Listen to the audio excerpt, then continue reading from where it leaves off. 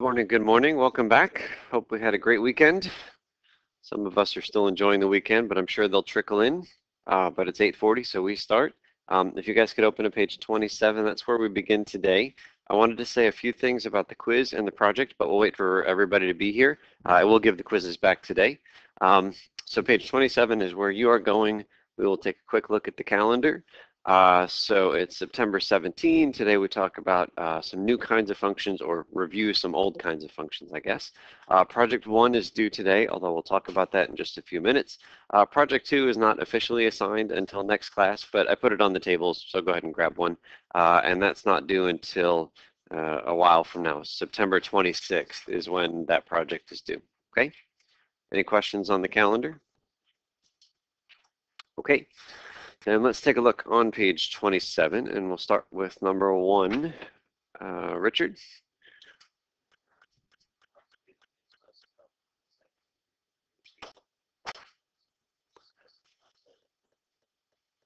Okay, part A, Abby?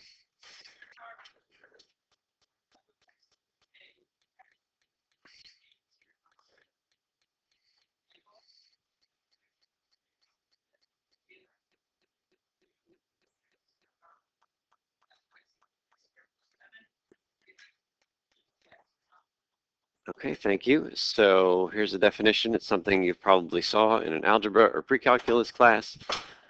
And 3x to the 5th and negative 2 radical x are both examples of power functions. How do we get that square root of x to look like a power?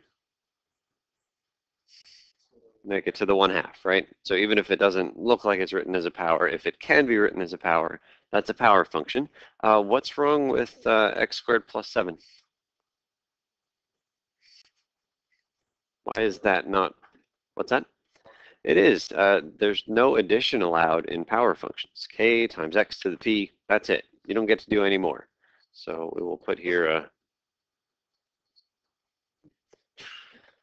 very upset by the fact that there's addition there. Something even as simple as x squared plus 7 does not qualify as a power function. And then what about 2 to the x? What's wrong with that thing? Yeah, it's an exponential. It's no good. It needs to be x to a power, not a number to the x. So this guy right here is an exponential function. And so just make sure you're really thinking about a number times x to a number. That's what it has to look like, nothing more, nothing less. That's a power function. And we'll look at some different kinds of power functions on the next page, but let's move on to part B. Sam?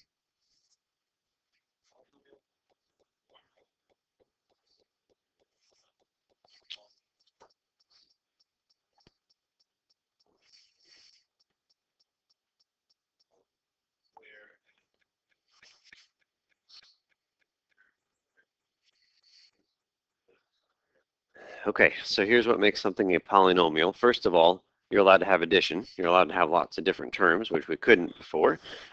Second of all, the powers that you get up here have to be really nice numbers, non-negative integers. X squared, x cubed, x to the 4th. Am I allowed to have square root of x and call it a polynomial? No, because that's an x to the 1/2, okay? So it's like we're trading some stuff. You're allowed to have a bunch of terms, but now they can't just be any power. They have to be really, really nice powers. 1, 2, 3, 4, 5, x to the 5th. It's okay. And just to be clear, it's totally fine for a polynomial to have exactly one term. So I will say that this 3x to the 5th is a polynomial. I know poly means many, but it's not required to have more than one term. 3x to the 5th is a polynomial. Here's a more complicated polynomial, negative 7x to the 5th plus blah, blah, blah. Just need to make sure that those powers are nice. Any questions on that definition? Yeah, Nikki?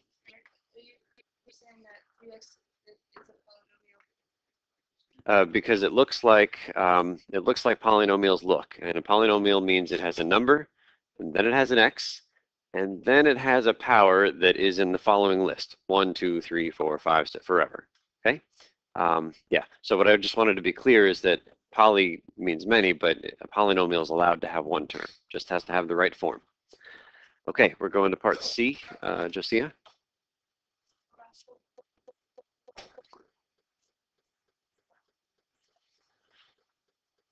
Okay, so inside of that word rational, you can see ratio, and that's why we use the word rational, is because it is a ratio, just a fraction, with a polynomial upstairs and a polynomial downstairs, okay? And that 3x to the fifth up there is really versatile because actually 3x to the fifth is a rational function. Rational function needs to be polynomial over polynomial. What's the polynomial that's on the bottom for 3x to the fifth? It's 1. And 1 is a perfectly good polynomial because polynomials could just be a single constant, just a single term without the x. Totally fine. Okay, any questions on our definitions here?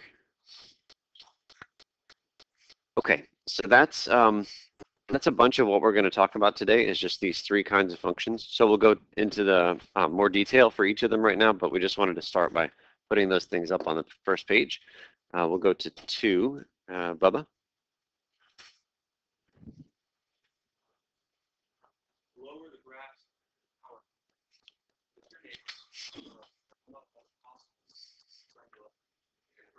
Okay, so remember power function we saw just a few minutes ago, k times x to the p. Each of the 8 pictures came from something that was a power function. I typed it into my calculator. Your job is to just make a guess as to what those functions are. There are lots of different right answers, but talk with your neighbors right now. See if you can come up with a formula for each of these guys. We'll get you started on the first one. Anybody have a guess for the first one? X squared it could be. Could it be x cubed? No. Okay, so that one could be x squared. Is there anything else this one could be? It could be 2x squared. It could be x to the fourth. And so you guys maybe know that all the even ones kind of look like that. So that's what we're after here, is what do they look like? So go ahead and do the other ones with your groups. Okay, so let's come back together and have a look at some of these.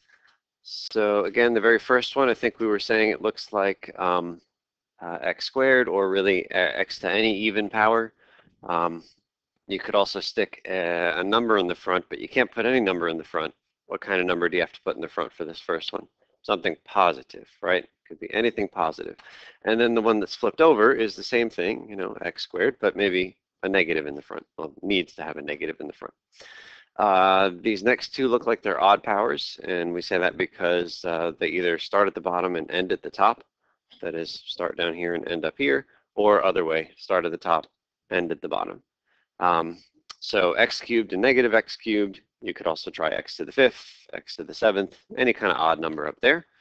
And then down here, this very first one, you can see it kind of dies at the origin, and that's pretty typical for power functions because a lot of power functions involve radicals, like a square root. And you can't plug in something negative for the x because then you get imaginary numbers and we can't graph them. So that could be like the square root of x. This next one, maybe you don't have as much experience with. It looks an awful lot like what the square root of x would have done if it had kind of continued, right? Just sort of keep doing what you're doing. And so that could be a cube root of x, or a fifth root of x, or any odd root of x. And then these last couple over here, the fact that we have these vertical asymptotes, and we'll talk about those a little bit today, indicate that there's going to be an x in the bottom. And so the first one could be something like a 1 over x, and if you wanted to write that as a power, x to the negative 1. And then the last one, because both of these guys are positive, maybe 1 over x squared. That x squared makes everything positive. And then that's x to the negative 2. Any questions on power functions? Okay, let's go on to number 3. Tiffany? Oh yeah, Tony. So those last are considered both power Yes, both power functions and rational functions, the last two. Good. Tiffany?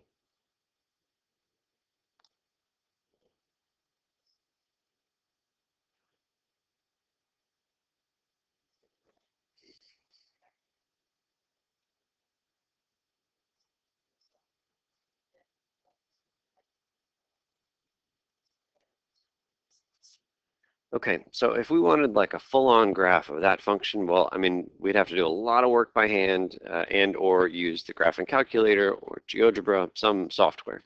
It's hard to graph polynomial functions like x to the fifth. It's really big. But something that's really easy for us to get is end behavior. That is, what is this function doing as x goes to infinity? Turns out for polynomials, the only choices are that or that. We just have to figure out, does it go up and to the right or down and to the right? And then the same thing on the left-hand side as x goes to negative infinity. Again, it's either going up or it's going down. And so we're going to get some quick, easy, but useful information for this thing. First of all, okay, that's kind of overwhelming to look at all of those terms. There's only one that matters when it comes to deciding what we're doing at the ends. Which term matters? Yeah, that very first term right there. I guess I shouldn't say the first term, but the one with the highest power. And so our fancy word for that is the leading term. And that completely dictates what the end behavior is. And this guy is just going to look like negative 7x to the fifth. And in fact, negative 7x to the fifth looks like which one of these graphs up here. So it's x to the fifth, so it's going to be like the x cubed, but it's a negative 7. So it's going to be like the negative x cubed. So just like that, I can tell you that the function down there, that one that we wanted to graph, it goes up and left, down and right, and it's so quick because this power function stuff is easy. So, so we know that ultimately it goes that way and it goes that way because it looks like negative x cubed. So if we wanted to use good limit notation, we could say limit as x goes to infinity, f of x equals. So see if you can figure out what that's equal to, and then write down the other limit. This is x going to infinity. There's another limit as x goes to negative infinity. So see if you can fill this in and write the other one as well. So the first limit is negative infinity. Everybody okay with that? As x goes to infinity, that's going to the right. The limit is positive infinity, that's going up. And so just got to be really clear that these infinities mean really different things. This guy down here is the left-right direction. This thing right here is telling you what the y is doing. It's the up-down, okay? All right, so we're going to talk about horizontal asymptotes, and we're going to talk about rational functions, but we're going to skip that for now because number 5 is this really, really big question. I want to come back to number 5. We'll do it today. Well, let's just jump down to number 7, and then we'll come back to 5 after we're done with this. 5 is really, really a big question. Okay, so who is our reader now? Yeah, right here, Andrew. We now change gears and discuss the property of the property of some Continuity. continuity. Yeah.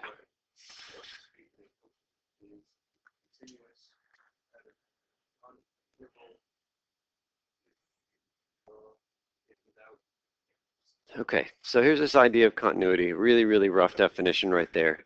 You can draw it without picking up your pencil. It's called continuous. And so we'll have a more rigorous definition, then we'll look at some pictures. I'll say that, well, okay, I won't say anything at this point. We'll just go to 8. Chris. More rigorous.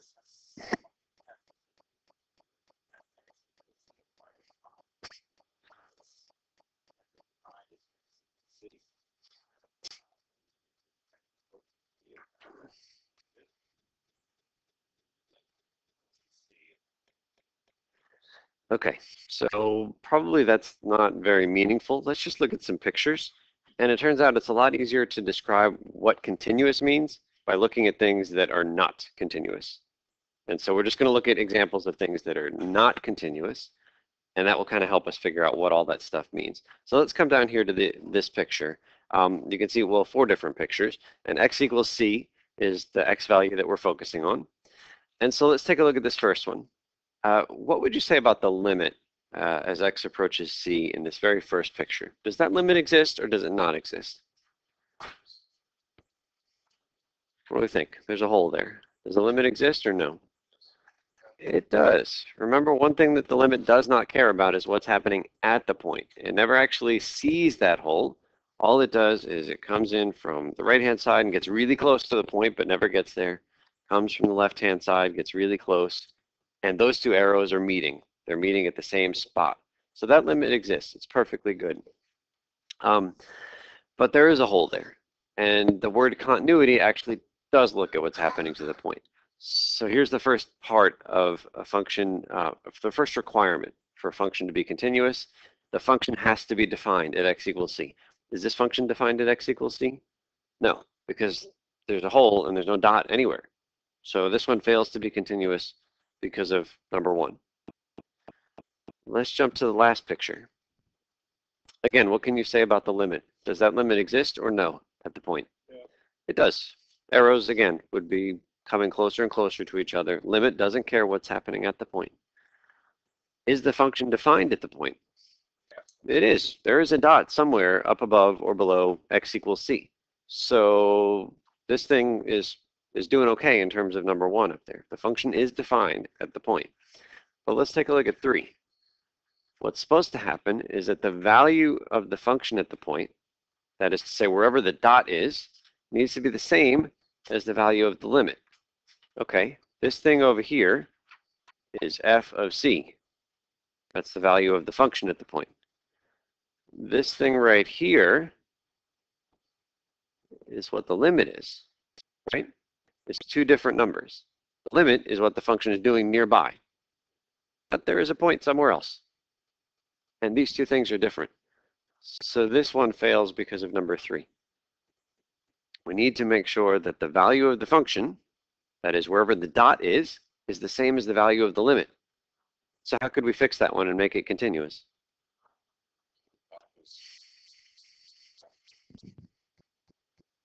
Yeah, if you take that dot and you move it down and you perfectly fill that hole, the function is continuous. And so maybe now we're starting to get a better sense of what we had said first. For a function to be continuous, you need to be able to draw it without picking up your pencil. So as soon as you make that open circle and then pick up your pencil to put the dot somewhere else, the function is not continuous. And let's take a look at these other two here in the middle. We'll first go with part B.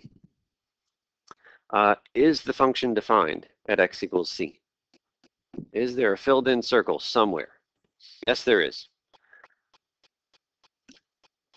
Does the limit exist in part B? As we go in towards the right, we get some number. It's that number, whatever it is. As we go towards the left, we get some number. So the one-sided limits both exist. Does the overall limit exist? No. And we've seen limits don't like to jump. So the limit here does not exist, right? One-sided limits are fine, but they are different numbers. The arrows don't meet each other like they did in the first picture, like they did in the last picture. So this one right here fails because the limit doesn't exist. And again, could you draw that without picking up your pencil? Right? As soon as you have that jump, you picked up your pencil, that's an indicator that the function is not continuous.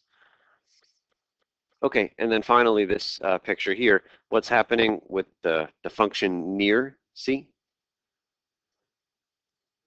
It goes up to infinity. And okay, I guess the function is defined there because there's a point, but there's no way for this purple circled thing to be true.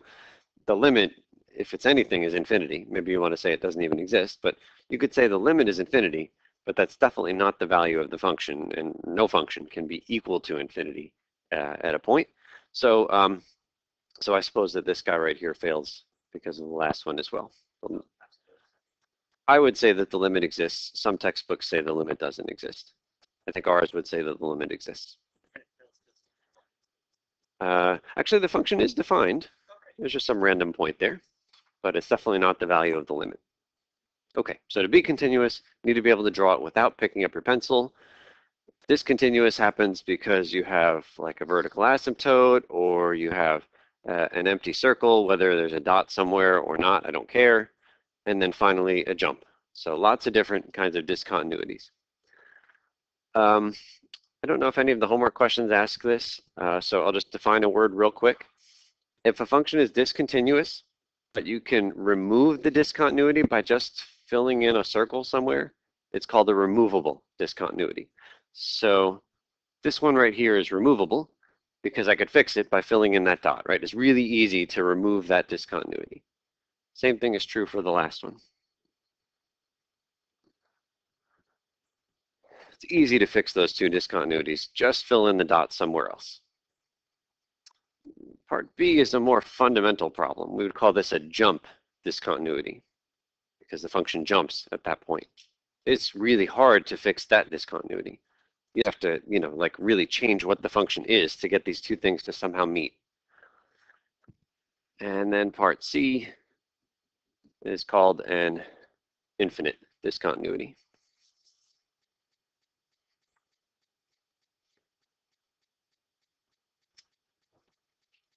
Okay, so if we've got those words, we'll move on to number 10, where we'll actually get to, or number 9 again, where we'll actually get to do something. So let's go to Nikki, number 9.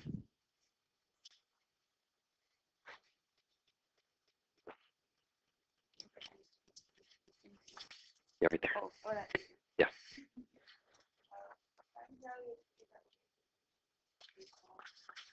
Okay, so let's take a look at this thing and see what we think is going on. The first one is a k squared minus 3x. Can you guys, so k is just some constant and we're going to determine it, but you can pretend it's any number you want right now. K squared minus 3x, can you guys talk with your neighbors and decide what's the name of that graph of y equals k squared minus 3x? Just chat with each other. What is that called?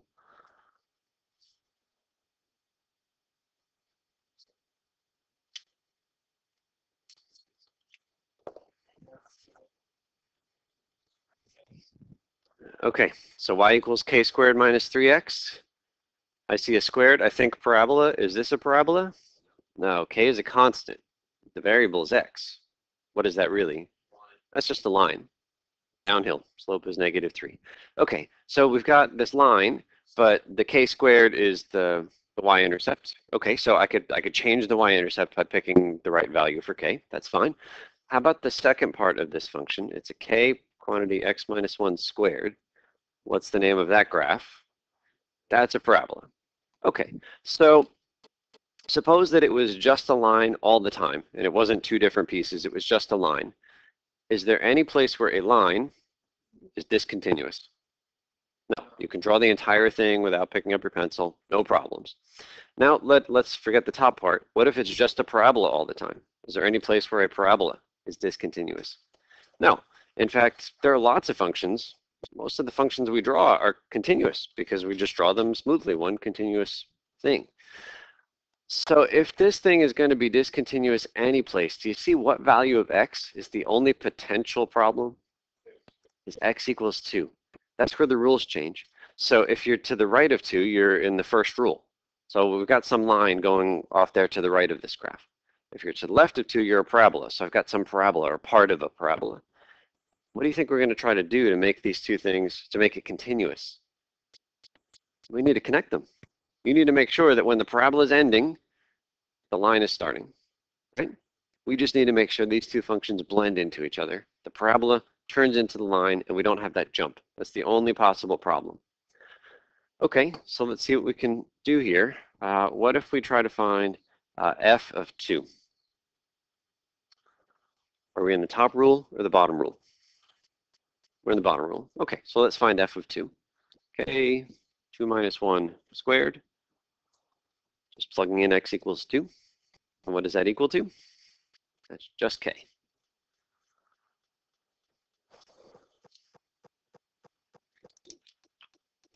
And what I'd really like to do, so I figured out the function is at k, whatever that is, when x is 2. So there's a filled in dot at that spot. What I'd really like to know is what is the line doing? I know where the parabola is, but I want to know where the line is. So what I'm going to do here is I'm going to say, okay, f of 2 again, but I'm going to kind of make up some notation that maybe will make sense to you. I don't really want to plug in 2, because if you plug in 2, you're required to plug it into the bottom thing. I want to plug into the top thing. So do we buy? Oh, that is not the right symbol.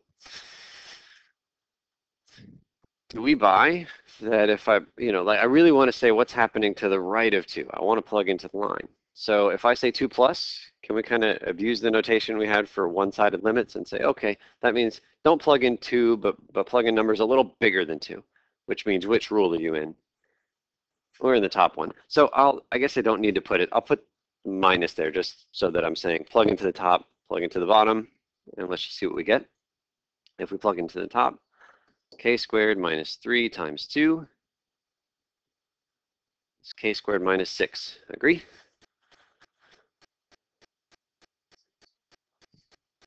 X plus. Okay. So what we've got now is a line, that's the bottom part, and a parabola. And we need to make them meet each other. So do you guys see what equation we're about to solve? It is a quadratic. What two things need to be equal to each other? Is these two y values, right? We know we've got a jump. We'll probably have a jump because you have a y value for the line different from the y value for the parabola. We don't want them to be different, so let's make them equal. So what we need to do is solve k equals k squared minus 6. Does that seem reasonable? You have two different y values, but you don't want them to be different at all. So let's make them equal and find k. So go ahead and solve that equation for k. Any questions on solving that quadratic? K is 3 or k is negative 2. Just to make sure that it worked, what do we get if we plug in, let's see, k equals 3 in here and here? What do you get for the top one? 3. What do you get when k is 3 in the bottom one? We also get 3. Perfect. It means that those two things aren't going to be jumps. It's just going to be sort of a continuous thing. They'll meet it at the point. So let's take a look at what's going on graphically. We did all this algebra, but hopefully the graph matches up with what we've done. All right, so what I'm going to do is first show you the blue function. Is that the line or the parabola? That's a parabola. So there's the parabola. At the moment, k is 2. By dragging this point right here, I can change k. If I make k bigger, what's going to happen to this parabola? Right now, you're looking at 2 x minus 1 squared. What if I make k bigger? Make it 3 or 4. It's going to stretch vertically, right? You're just making the front number bigger. So that guy right there is going to stretch taller, taller, taller, taller, right? I mean, it kind of looks thinner as well, but I see it as a taller. Notice that thing is still dying at x equals 2, because that's where the function changes. Okay, so let's bring that again. Now, what if I make k a negative number? What's going to happen to my parabola?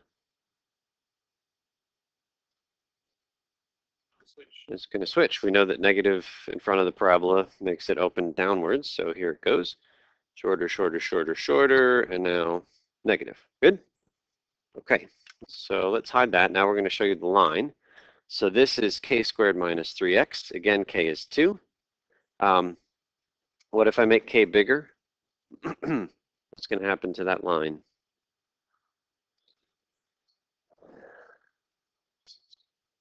Yeah, and so Ernie said something real nice there. He said the Y-intercept. Now, it doesn't have a Y-intercept because it's cut off, but you guys could imagine it would keep going and eventually hit the Y-axis. And I don't know if you remember, but we mentioned that actually what is the Y-intercept of this function is k squared, right? That's the Y-intercept. So k squared, at the moment k is 2, the Y-intercept is then 2 squared or 4. Do you buy it? That if I continued that line, it looks like about 4. So if I make k equal to 3, what should the y-intercept be? Yeah, so it'd be 3 squared, so it'd be 9. So you can imagine maybe continuing that line. And does it continue and maybe hit 9? That looks okay. It's hard to see these numbers in the back, but trust me, they look like they're working out so far.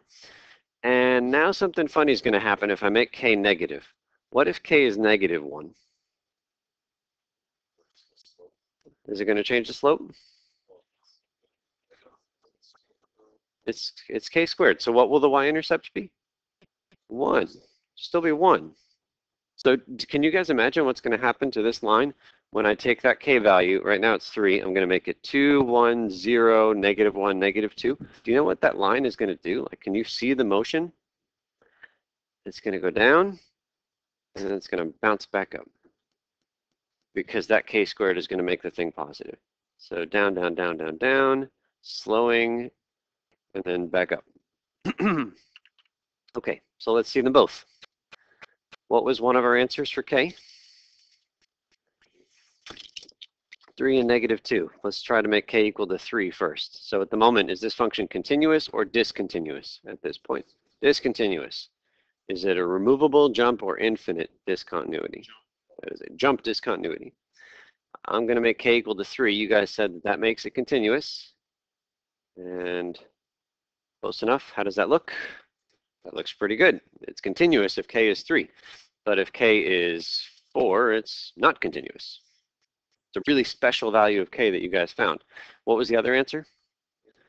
Negative 2. Now we know that funny things happen when k goes negative. So first, the parabola is going to flip over and open down. But what's going to happen to the line? It's going to bounce back up, which is key because right now the line is running away from the parabola. But when the parabola flips over, the line says, okay, all right, I'll meet you halfway. And something right around the negative 2 that you guys predicted. Cool? Yeah.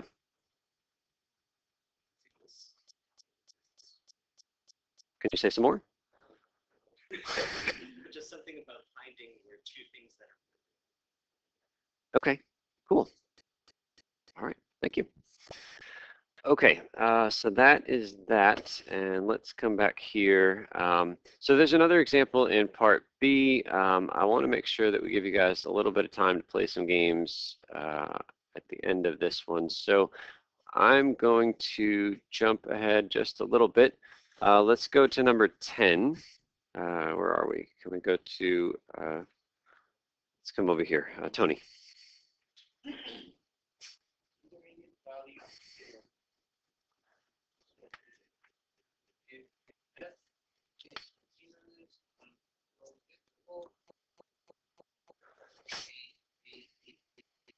K is any number that there is one C such that f of C. Okay, let's see if we can make some sense out of that theorem. It's got a name, so I guess that makes it important in some regard, but it's got a lot of symbols, and I'm a real kind of picture-based guy. So let's start. It says that k is any number. All right, first it says continuity, so that's our key word for the last few minutes. So is this thing continuous everywhere? Yeah, okay, we can draw the whole thing without picking up our pencil. And so it says you pick k, any number between f of a and f of b. So here's f of a and here's f of b, and k is any number in between. So I'll pick some number, say right here. That's k, any number in between. And then it says there's some c in between a and b, so I guess that means that the c is somewhere in here, such that f of c, whatever number I pick in here, is supposed to equal that value of k. F of some number is supposed to equal k. Can you guys tell in the interval a, b? Where's the magic c we're looking for? Is it left, right, or in the middle? It's pretty close to the right-hand side. What needs to happen is that we got to make sure we hit the graph at k. And so almost at the very end, we will find the magic number c. F of that c is equal to that k. And now what if we picked a different one? What if I said, okay, I didn't want that one. I wanted this to be my k.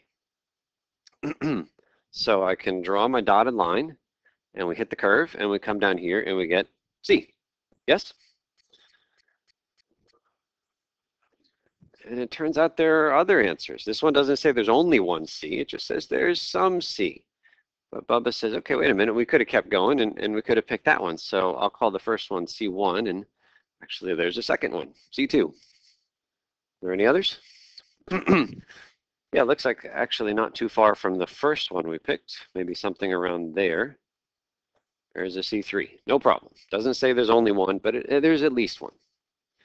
Does it make sense that any k you pick in this y interval is going to come from somebody? Okay. Was it true if the function was not continuous? Let's take a look at this picture. Where'd they go? This picture down here, second picture.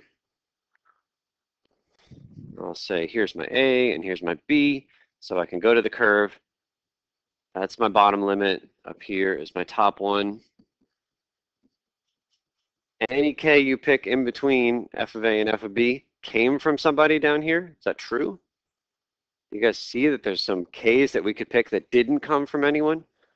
Where are they? They're inside of that jump. If you picked this is your k value, did it come from someplace? No, it never hits the function. And it's because it had that jump there. So that's why we need continuity for that theorem. Okay, so the theorem seems fairly straightforward, right? I mean, it just if you drew it without picking up your pencil, then you hit every y value in between. The proof is actually really hard. I think I was a junior in college the first time that I saw this proof. So I was a math major too. So I had seen lots of math as a freshman, lots of math as a sophomore, and then eventually as a junior, I took this class called topology, and that's the first place I saw a proof of this theorem. So it's actually pretty hard, but it seems intuitively clear anyway. And what do we care about that theorem for? Well, let's jump here to number 12.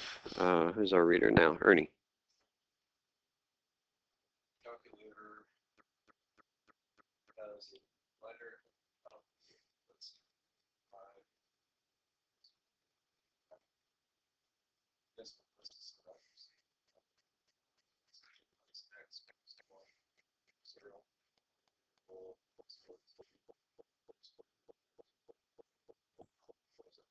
0. 0 and 2. Okay, so let's see if we can use the calculator. But first, I want to know why I think that there's some root in between 0 and 2. A root is just a value of x that's going to make this equation true, equal to 0. Okay, so what I'd like you guys to do is plug in, let's call this guy right here f of x. Can you tell me without the calculator, how much is f of 0 and how much is f of 2? That's the interval that I'm focusing in on. What is f of 0? -1, easy enough. F of 2? Is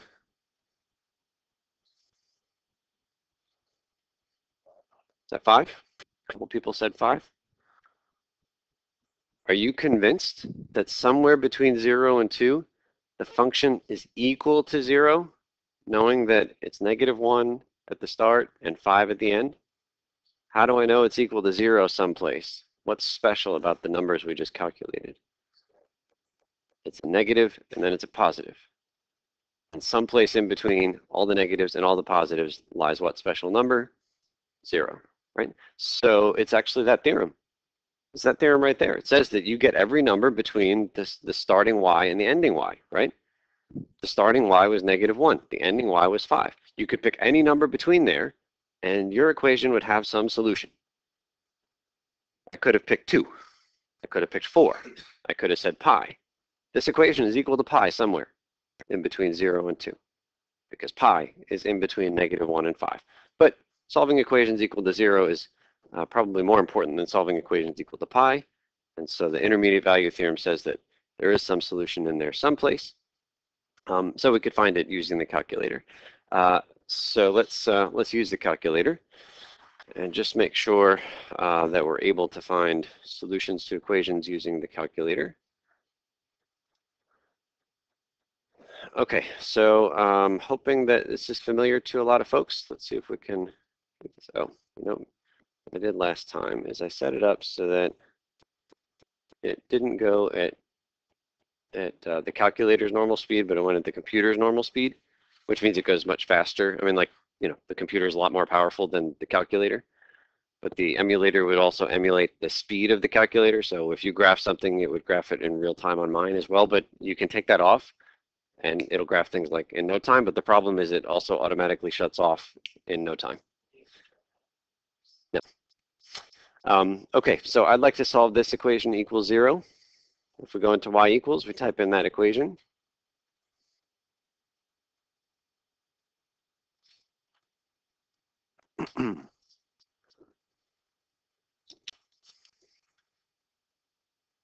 Probably the standard window is okay here.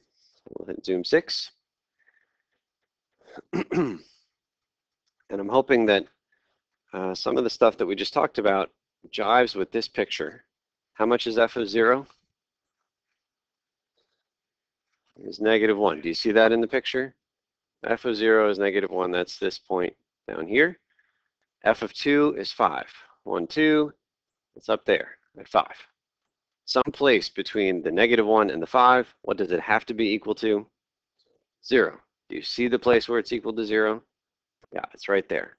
And right there. And of course, it happens between 0 and 2, between the starting x and the ending x. And on the calculator, we can find it. It's inside of the calc menu. Which one do you think we're going to do to set this equal to 0? 0, which is number 2. All right, so this is the funny part. Some folks don't know how to ask it to actually find the answer once we get here. It says left bound. All you need to do is put that cursor somewhere to the left of the answer. And the answer in this case is the x-intercept. So you can hit the arrows, left or right. You just need to make sure you stay to the left of the answer. If I say this is to the left of the answer, it's not going to find my answer. So make sure you stay left of the answer, any place left. Doesn't have to be close. And then hit enter. And then it says right bound, and even gives you a little arrow here. It says, hey dummy, move to the right. So we move to the right, we just have to pass the answer, and you hit enter, and then the guess doesn't matter. You hit enter, and it tells me my answer. 1.3247. So x is around 1.3247. Any questions on using the calculator to find a 0?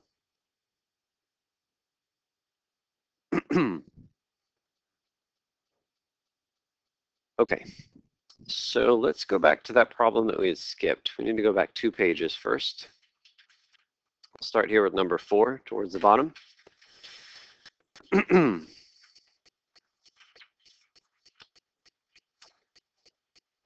Okay, so in number 4, we're talking again about rational functions. So change gears, come back to rational functions. It says the end behavior, you just have to look at the ratio of leading terms on top and bottom. Before we get into the nitty-gritty of this theorem, let's actually look at a rational function, number 5 on the next page. I'm interested in end behavior. What is this function doing at the far right? What is this function doing at the far left? We know if it's just a polynomial, you look at the leading term. What's the leading term on top? Is x cubed. What's the leading term on the bottom? 2x cubed. If x is really big, those are the only things that matter. If you plug in x equals 5, well, then the whole terms matter. But if you plug in x equals 5 billion, then 5 billion cubed is really, really going to dominate 5 billion squared. Not to take anything away from 5 billion squared, that seems like a large number. But 5 billion cubed is way, way bigger, to the point that it doesn't even feel the 5 million squared, 5 billion squared. So all we need to do is look at the leading terms. And so if I wanted to find a limit as x goes to infinity, plugging in really big numbers, it's exactly the same as the limit as x goes to infinity of just the leading terms, x cubed over 2x cubed.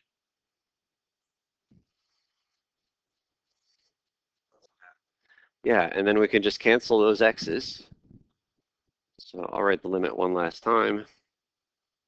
Canceling the x's, we just get 1 over 2. And then the limit of that, well, it doesn't matter what x is. It's just half. It's always a half. So what that means is if you go, which way? X going to infinity, which way is that? It's to the far right forever. The y values get closer and closer to a half. Do you know what's going to appear on the graph because of that? That is a horizontal asymptote. That's exactly what that is. As you run to the right, the y values get closer and closer to a half.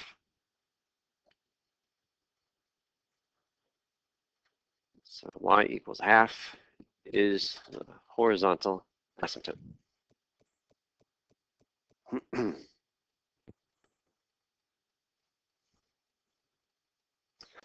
How about at the far left? X is going to what?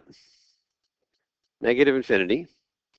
Do you buy the same thing, that the only parts that matter are those leading terms? If x is going to negative infinity? Yeah, they still dominate all the lower order terms. And so my calculation will look exactly like this. So what is the function approaching? If you go to the far left, it's It's actually the same. Yeah, it's the same 1/2 as before.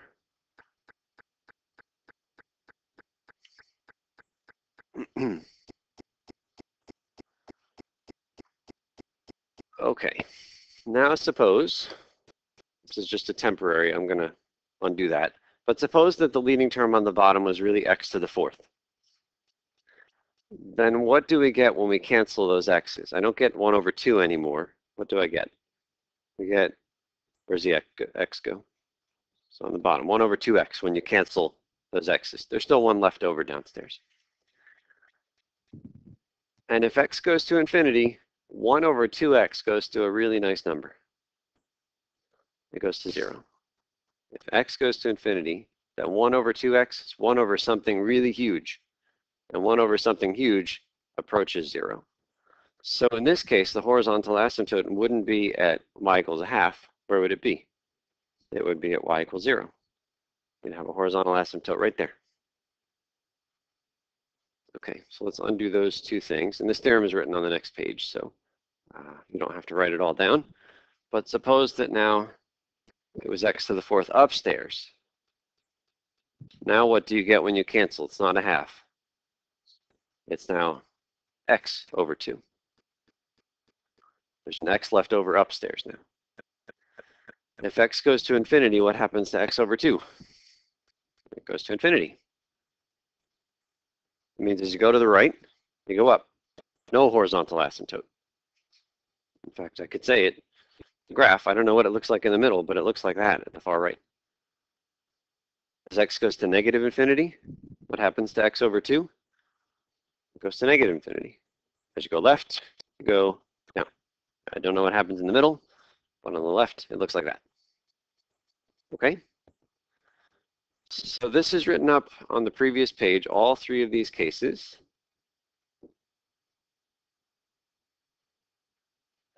And so we'll just take a quick peek at case 1. It says here, if the degree of P is more than the degree of Q. Remember, P is going to be the one that's on top for us. So there's more x's upstairs. That was the one we just did. More x's upstairs. What do we say about the horizontal asymptote? There isn't one, because there'll be x's left over upstairs, and it'll go to infinity or minus infinity. Next case, degree of P is less than degree of Q. Where are there more x's? Now there's more x's in the bottom. So when you cancel, there will be x's left over downstairs. When x goes to infinity, what happens to that fraction with x's on the bottom? It goes to 0. Y equals 0 is the horizontal asymptote. The last one sounds complicated, but it's pretty easy to deal with. If it's the same number of x's upstairs and downstairs, like it is in the actual example we were looking at, what is the asymptote for this particular one? Is 1/2. Why is it 1/2? Because you cancel the x's and that's what you get.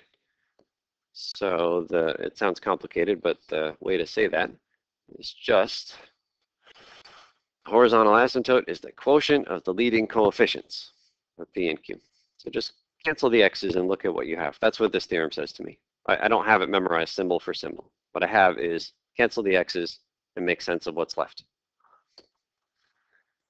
All right, so what we're going to do is number 5. And like I said, number 5 is this big problem where it's our job to graph this thing. Now this is a crazy complicated function, and lots of rational functions are crazy and complicated. So it says identify all asymptotes. Well, we did the horizontal asymptote, so that's fair enough. It also says identify, well, it says all asymptotes, and there could also be vertical asymptotes. You guys remember, is it the top or the bottom that matters when it comes to vertical asymptotes? It's the bottom. Yeah, whenever the bottom is 0. Go ahead.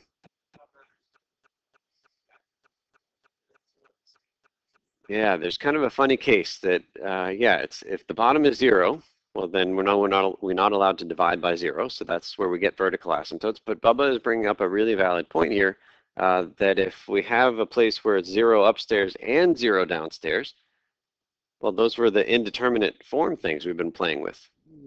They don't always have vertical asymptotes. We just have holes somewhere, and it could be any number. So really what we want to do is actually factor We're going to factor because that will tell us where the bottom is equal to 0. So first thing to do is maybe factor what out of the top. Okay, so let's factor x out of the top and the bottom. So factor x out of the top and bottom. And then whatever you end up with in the parentheses, factor that too. How are we doing with the factoring?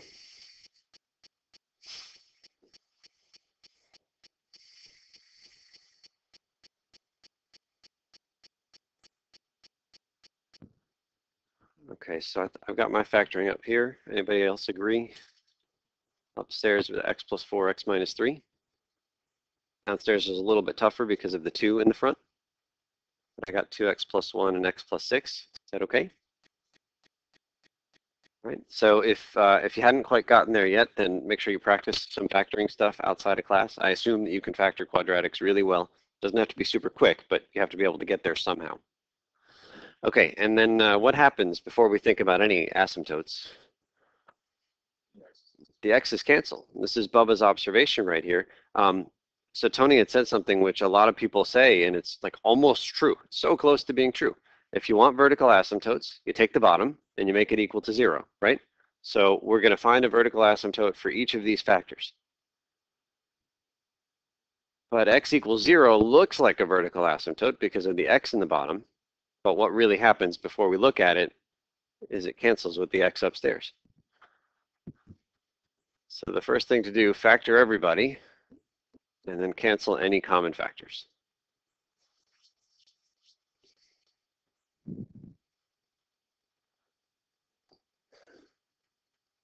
Okay, so to find vertical asymptotes, we'll say factor everything.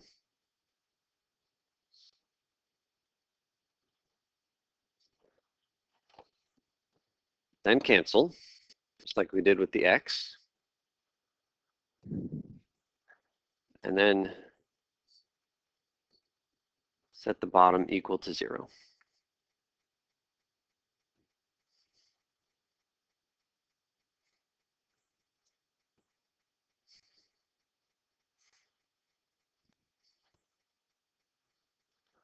So can you guys set the bottom equal to 0 and find the 2 vertical asymptotes?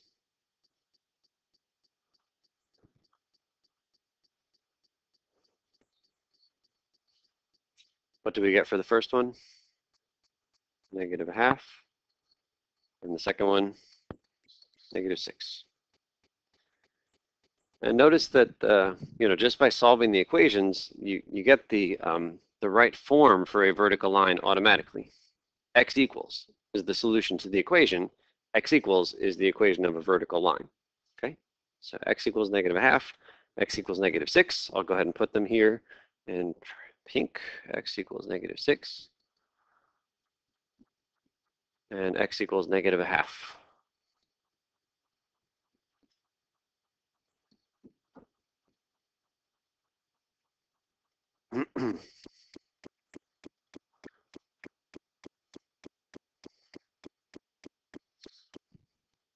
So far, so good? No, I warned us at the start of this. This is a big problem, and graphing rational functions is hard. It's a lot of steps. I will also say that one of my colleagues here, his name is Lee McGee, came up with a really, really nice handout, which you will find a few pages away in your packet, which tells you step by step. Notice there are many steps for graphing a rational function. It ends on a positive note, so at least there's something to reach for. So anyway, you should know that you have all of this written down, okay? So take a look at that later on. I think it's a really nice reference sheet that he made up. Okay, so next thing I want to find is the zeros. So how do you make the fraction equal to 0? Which part? Means the top needs to be 0. So we'll make the fraction equal to 0 by setting the top equal to 0. So we get x equals how much? X is -4, and x is 3. So that's actually a couple of points that we just found. So it's -4, comma 0, and then 3, 0. So we just found two x-intercepts. I'll plot those.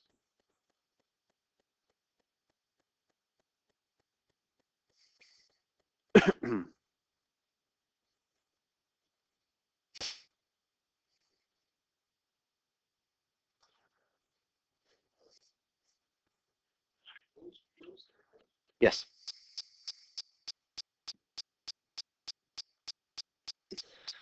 Okay, and the next thing I want to do is find the y-intercept, only because it's so easy to do. How do you find the y-intercept? Plug in x equals 0, right? That's how we find the y-intercept. So go ahead and plug in x equals 0, and let's see what we get for that y-intercept.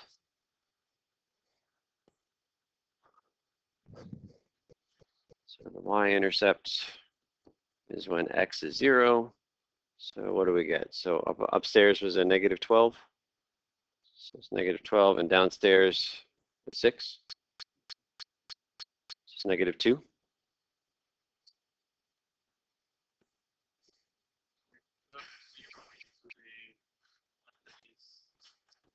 Yeah, the one, you could plug it into either one. I mean, in theory, they're equal, right? So should be able to plug into either one. Can we plug into the first one? That's true. So this one is actually kind of a special case. So first, let's say we plug into the second one after we cancel. Then we get negative 2. So what point have we just found? 0, negative 2. That's what we just found. Chris, are you okay with that? Okay. But Tony says, wait a minute, if you plug into the original before we cancel and factor, then everything is 0. 0 divided by 0, that's undefined. So 0, negative 2 is a special point for this graph. How do you think it shows up on in the picture? Yeah. This is a hole. It's there. I mean, it's right there. Should be at negative 2. But it's actually an empty point. 0, comma, negative 2. And again, all of these details are on that reference sheet. You can look at it later. It seems so easy to factor that you're not changing it. That's sort of like in like 8th grade. Yeah, and the factoring doesn't change it, but what does? Canceling. Canceling changed it. Just a little. Yeah. All right. So far, so good. We are almost there, gang. I will tell you that with the shell that we've made with all these dotted lines, those vertical and horizontal asymptotes, there's not that many ways this graph can look. On the far left, here are your two options. It either looks like that or it looks like that. It has to get close to both of those dotted lines. At the far left, it needs to get close to the blue line. And then it needs to get close to the purple. We just have to figure out which one it is. Now, there are some kind of crazy ones that do stuff like this. It's like here, but then it tricks you and it goes that way. That rarely happens. Like it's really hard to make something like that happen. So it's pretty much one of the two things that I've drawn here. In the middle, okay, there's a few more options, but there's not that many. I got to get close to both of these vertical lines. It could kind of look like a parabola. It could kind of be like this upside down parabola, or kind of like a crossover type thing, you know, something like that, or something like that. And it could do crazy things in the middle. Again, it's, you know, generally rational functions aren't too crazy, but you have like 4 choices and you just got to pick one. The whole at 1, if it did what? No. That's a vertical asymptote. So so it could be something. Yeah, and this is something that's quite troubling for some students who have been told that graphs never cross the horizontal asymptote. It's not true.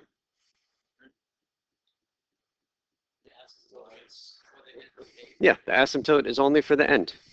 At the way end is how you found the 1/2, by ignoring all the stuff in the middle. Right? So asymptotes are only relevant at the extremes, far left and far right.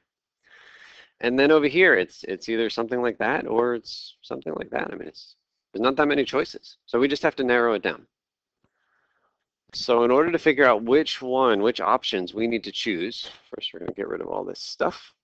We're going to do something called a sign test or a sign chart.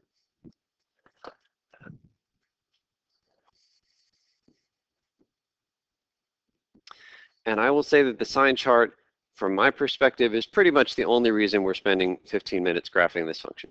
Like, this function is not all that interesting, but the sign chart is something that we're going to make use of over and over again.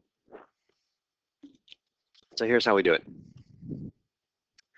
You're going to make a real number line. And on this real number line, we're going to put the zeros and the vertical asymptotes. Basically, any value of x that made the something equal to 0. So what were the values of x that made the top 0? 0, -4. Yeah, let's do it after we cancel. So just -4 and 3. That makes the top 0. What makes the bottom 0? -0.5, -6. Those are the 4 numbers that are going on this sign chart. So there's a -6, and there's a -0.5. What were the other ones? Was it -4? -4, and then 3. Is that right? Okay. Those are the important x's, the ones that make the top or bottom 0 after we cancel.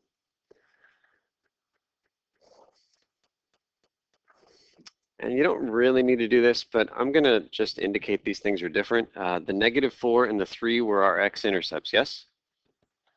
The -6 and the -0.5, the function's undefined. I'm going to put a hole just to remind myself the function does not exist there.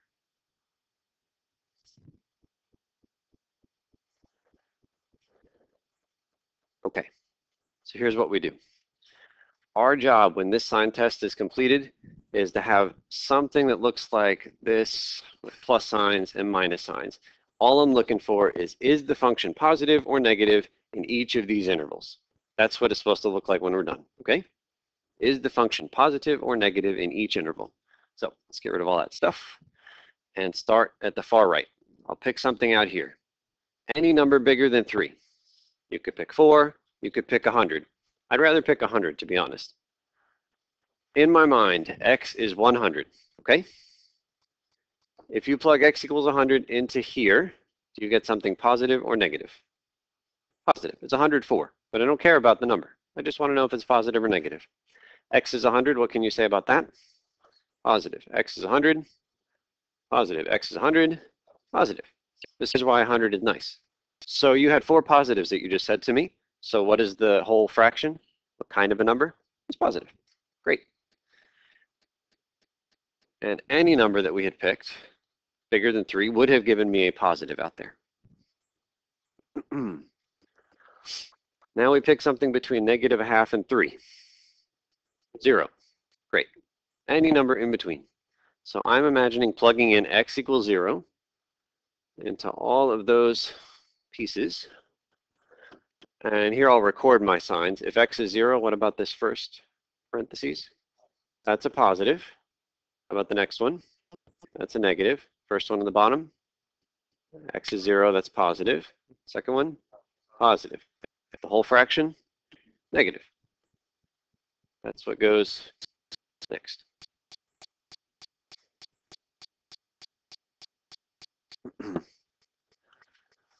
Okay, and I know we're really running short on time, so I'm just going to fill in the rest, but is it clear how to, okay, turns out this guy alternates. Also fairly common for rational functions.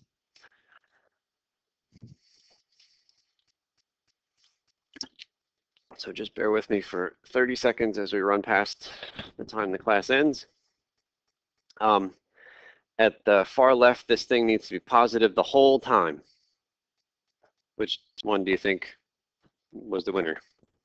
The one up above. Gotta be. So there it is, positive the whole time. Between -6 and -4, it's negative. And then it becomes positive. And it has to hit that dot that we drew in black. It needs to be negative, then hit the dot, then be positive. Negative, hit the dot, positive. Doesn't care about that horizontal asymptote. Next piece, between -0.5 and 3, it was supposed to be negative. Then it hits the dot, then it's positive. Negative, hit the dot, positive. Negative, hit the dot. Oh, I missed another dot, sorry. Wait, cancel. Redo. Okay, needed to be negative. It actually needs to hit that open circle, hit the dot, and then be positive. So it looks something like that. You start it to the left or the right? It needs to be to the right of the dotted line. Somehow we lost part of our dotted line. Okay, sorry for going over. There are a bunch of good practice problems, not just the homework, but like if you turn a couple of pages from here, you will see a lot of graphs. I know it's a big activity. I'm not expecting you have it done before next class, but hopefully by the end of the week, you give this some time. It takes some time. Bubba, I will give you quizzes. And the projects. Okay, so in terms of the project, it is due today. I was not clear on the directions. You guys are allowed to work with each other, and did I ever say that in class? Yes. Okay, good. So I'll say this. You are allowed to work with each other. You are also allowed to use the graphing calculator and the table and the pictures and all that. And again, I wasn't good with the directions. If you wanted to re-examine the last couple of questions, the real tough ones with the sign of 1 over x, that kind of thing, and hand it to me next time, there will be no penalty because I wasn't clear about the, you can use graphing calculator, you can check your answers with each other. So turn it in now if you want to, but if you turn it in next time, that's fine too. Okay, all right, I'll give out the quizzes.